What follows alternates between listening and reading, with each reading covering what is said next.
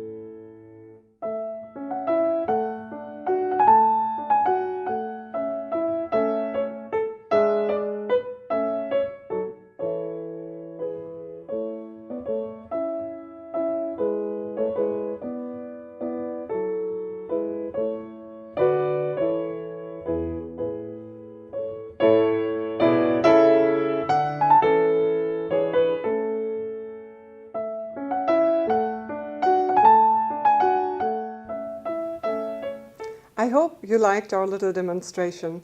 For further instructions and more challenging tasks, look at the pictures below. Ich hoffe, unsere kleine Demonstration hat Ihnen gefallen. Für weitere Modelle und etwas aufwendigere Faltungen gucken Sie sich bitte die Bilderserie an. Dankeschön!